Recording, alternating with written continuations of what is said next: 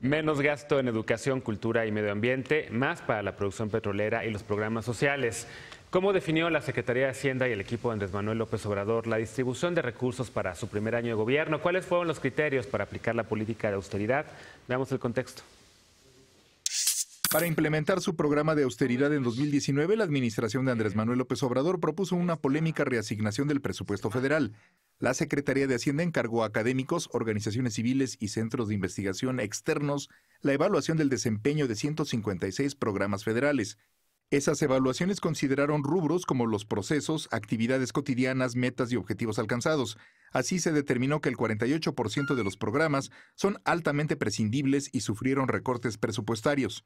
Las dependencias más afectadas en el proyecto de egresos de la Federación son la Secretaría de Medio Ambiente y Recursos Naturales, la Comisión Reguladora de Energía y la Comisión Nacional de Hidrocarburos, con recortes superiores al 27%. En los ramos autónomos, el Tribunal Electoral y el INE perderán una tercera parte de su presupuesto. Otros recortes severamente criticados fueron la Secretaría de Cultura y a 10 instituciones de educación superior, entre ellas la UNAM, el Politécnico y la UAM. La Secretaría de Cultura señaló que el recorte del 4% había sido a gastos onerosos y que su desempeño no se vería afectado, pero las instituciones de educación superior no reaccionaron igual. En respuesta, el mandatario dijo que el ajuste había sido un error de su gabinete y anunció una rectificación de la medida. Para atender los programas prioritarios en materia social, dependencias como la Secretaría de Bienestar y la del Trabajo tienen una asignación mayor. Además, la Secretaría de Energía aumentó su presupuesto más de 1000% para financiar un rescate a Pemex con la remodelación de 6 refinerías y la construcción de una nueva en Tabasco. Históricamente, el Pleno de la Cámara de Diputados ha aprobado, sin grandes cambios, la propuesta para el presupuesto federal. En las últimas 2 décadas, solo fue rechazada en 3 ocasiones, todas en 1999. Punto y contrapunto. Primer tema de discusión esta noche de Mesa de Caballeros, Club de Toby. Irving Rojas, profesor de Economía y miembro de Democracia Deliberada. ¿Cómo estás? Bienvenido. Hola, muy bien, muchas gracias. Gracias por invitarme. Al contrario, gracias por estar aquí. Te invitamos porque vi tu cuenta de Twitter y estuviste muy activo ahí hablando del presupuesto. Ahorita vamos a platicar. Otro que también estuvo muy activo en su cuenta de Twitter hablando sobre el presupuesto, expertos los dos, por supuesto, en este tema, es Leonardo Núñez, analista de Mexicanos contra la Corrupción y la Impunidad. Ya has estado por acá. ¿Cómo estás? Muy bien, gracias por la invitación. Bienvenido. También tu cuenta de Twitter estaba en fuego. Nos acompaña también Rodrigo Sánchez, colaborador de la organización Nosotras. ¿Cómo estás? Así es, muy bien, muchas gracias, buenas noches. Bienvenido. Y nos acompaña también Iván Benumea, investigador en Fundar, experto también en temas de presupuesto de una gran organización de la que yo también fui parte, Exfundarita, y que ya viene su aniversario. Sí, muchas gracias por la invitación. ¿Cómo estás? Bien, bien. Bueno, a ver, ¿por dónde empezamos? ¿Por qué no empezamos escuchando el punto de nuestro colega Irving sobre cómo estás viendo este presupuesto? ¿Qué destacas tú? Porque sí ha habido mucho ruido de si es o no un presupuesto neoliberal, así lo decía Sergio Sarmiento en su columna de Reforma, la verdad, una columna en donde alababa, digamos, el proyecto de presupuesto del 2019. ¿Es o no un presupuesto con el corazón en la izquierda, sobre todo con estos recortes a cultura, con mayor aumento en gasto social, en gasto de comunicación social, perdón? ¿Cómo lo hacemos para explicarle a la gente qué está pasando? A ver. Mira, yo creo que lo primero que habría que decir que el presupuesto no es una simple hoja de Excel, como muchas veces se han querido analizar, ¿no? O sea, y creo que esto viene un poco heredado de cómo se había acostumbrado a que se manejaba el país, cómo se manejaban las empresas o las ONGs. El presupuesto es la materialización de las prioridades, ¿no? Es donde realmente estás poniendo el dinero, es donde dijiste que te importaba, ¿no? En ese sentido, creo que este presupuesto es un presupuesto que yo calificaría como redistributivo, reconstitutivo de cosas que habían funcionado mal. Entonces, yo empezaría por ahí. Yo creo que ese es un análisis equivocado al inicio de bote pronto del presupuesto basado en screenshots y en pedacitos de Excel, porque el presupuesto es más que eso, es más que reducción en etiquetas y es más que aumento o creación de programas. Entonces, por eso yo digo que es un presupuesto redistributivo, primero, en el sentido de grupos sociales, ¿no? Porque creo que sí hay un esfuerzo, una materialización de las promesas de campaña, nos gusten o no, sí, están puestos, o sea, es lo que se prometió. Por ejemplo, a los adultos mayores, a los jóvenes, ¿no?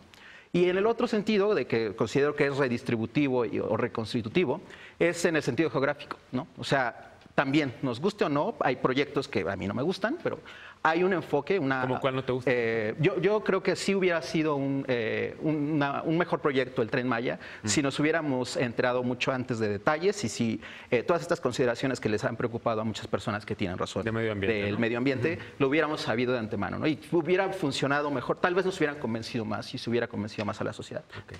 Pero ese énfasis en las zonas geográficas que históricamente han sido rezagadas y donde no se les había puesto tanto énfasis en inversión y en gasto, en particular el sur, ¿no? El tren transísmico es otro de los ejemplos, creo que es la otra dimensión importante a considerar. O sea, en ese sentido, a mí me parece que no podemos decir que es un presupuesto neoliberal. Tal vez ellos están considerando como un presupuesto neoliberal porque ellos esperaban, porque la predicción era que le iban a fallar, que dado ese gasto que se estaba prometiendo, se iba a tener que incurrir en déficit. A mí me parece entonces, por lo tanto, la otra gran dimensión a destacar es la prudencia macroeconómica que trae este presupuesto, en el sentido de no hacer tanto las cuentas alegres como se llegó a hacer en algún momento. A pesar de todos los errores también con los que ha salido, ¿no? El recorte de educación, el secretario de Relaciones Exteriores, ya van como 2 o 3 que dicen, bueno, ya lo vamos a corregir, y el presidente reculó también inmediatamente, ¿no? Eso yo creo que es de las cosas que habría que pedir, que debe haber más aseo, ¿no? Y sabemos que a lo largo de la transición y los primeros días de la 4T, sí ha habido esta evidencia de que hay cosas que se tienen que mejorar. Claro. Y yo creo que no es un pretexto, ¿no? O sea, la oposición criticó mucho al PRI y al PAN, es decir, están diciendo que van a venir a aprender, están diciendo que... Sí. Entonces, creo que por eso no se vale tanto echarle la culpa a la inexperiencia. Bueno, después de este comentario, que me parece que muy completo, ¿quién quiere hacer el primer contrapunto? Me imagino que los tres vienen con argumentos un poco para cuestionar, preguntar y sobre todo criticar también, me imagino, el proyecto de presupuesto. Leonardo, a ver. Claro, pues creo que partimos de una misma premisa, que es que este es un presupuesto redistributivo, efectivamente. Hay grandes movimientos. Así coincides en eso, es redistributivo. Sí, es redistributivo porque hay grandes movimientos que no se habían visto tal vez en años anteriores, ¿no? Un programa que no existía y que para este año que viene va a tener 40,000 millones de pesos, como va a ser el de Jóvenes Construyendo el Futuro, pues claramente es un redireccionamiento muy fuerte. Que va directo a Secretaría del Trabajo. Que va directo a Secretaría del Trabajo y hay un pedacito del programa que baja por la Secretaría de Educación Pública, pero son 43,000 millones de pesos de todo el programa. El tema es que este presupuesto hace muchos recortes, pero al mismo tiempo es un presupuesto que está creciendo 6% en términos reales, es decir, ya considerando la inflación.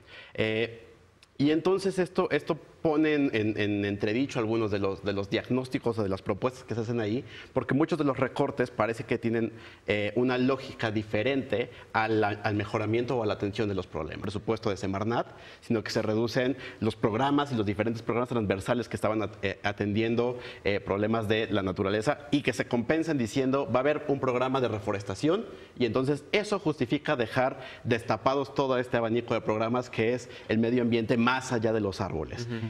Y como ese podemos empezar a hacer un montón de repeticiones, porque con las universidades pasó lo mismo. Antes de que reculara el presidente, pues lo que se había propuesto era un recorte de 6% a costa de llevar ese dinero a un proyecto absolutamente diferente, que eran las universidades, las 100 universidades Benito Juárez. ¿No? Entonces es una especie de recorte que, al menos desde mi punto de vista, es como al diablo con sus instituciones en términos de presupuesto para llevar ese dinero a mis instituciones.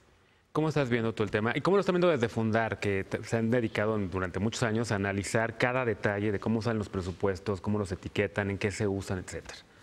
Yo creo que es un presupuesto que, y en Fundar también así lo vemos, que cumple con las promesas de campaña de Andrés Manuel. Está coherente, consistente con... Totalmente, pero que decepciona en muchos aspectos. Por ejemplo, los recortes en Semarnat, en medio ambiente.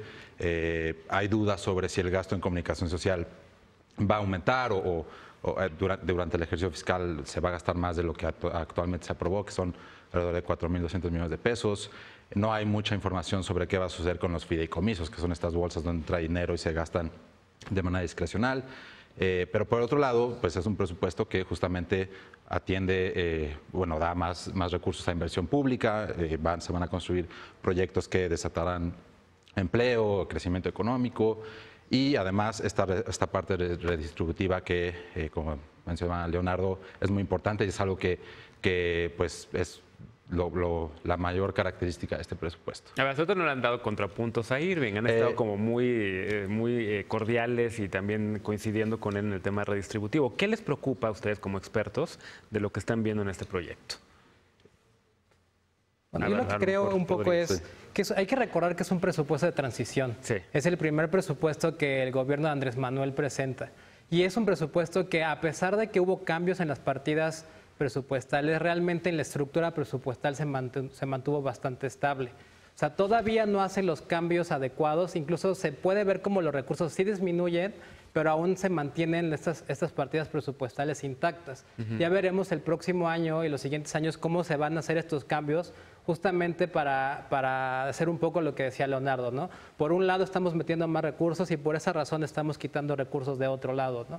Entonces, poco a poco veremos cómo este presupuesto se va modificando, cómo se hace una reingeniería presupuestal más robusta en los próximos años y veremos si realmente es un presupuesto sustentable. Desde nuestro punto de vista, hay muchos programas, se está favoreciendo muchos programas de asistencialistas o de subsidios directos a las personas. Tal vez esta es la forma en la que la Cuarta Transformación está viendo que es la teoría causal para generar un mayor desarrollo, para atender a los grupos vulnerables o para reducir la brecha de desigualdad.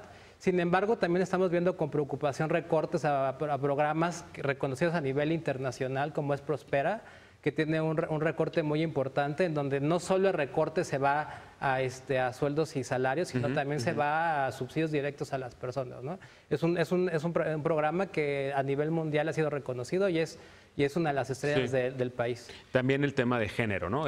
Mario Delgado prometió ya que iban a también, que había sido un error, que lo de las instancias infantiles no se iba a recortar, que iban a tratar de, que no se quitaran un solo peso con respecto al 2018, sino que fuera hasta más, con ABIM también, que yo sí me quedé con el ojo cuadrado. O sea, no puedo creer cómo, por un lado, están hablando, y lo vamos a hablar más al rato cuando hablemos de la película Roma, de derechos para trabajadoras del hogar, y de repente estancias infantiles, que muchos de esos 2.4 millones de personas que trabajan en el hogar, mujeres especialmente, necesitan donde dejar a si tienen hijos, y mayoritariamente tienen hijos, en estas estancias infantiles. A ver. Sí, quisiera hacer 2 puntos. Primero, lo que decía Leonardo de recortaron a las universidades y se lo dieron a otras universidades que no existen, ¿no? Entonces, o sea, yo creo que eso lo que está dejando claro también, lo que está dejando en claro de este presupuesto es romper esta idea de inercia, ¿no? O sea, hasta los presupuestos anteriores básicamente era una actualización de la inflación y uno que otro programa que aparecía por ahí. A mí me había parecido una gran idea la discusión sobre las universidades y me da pena que no se haya llevado y que no se haya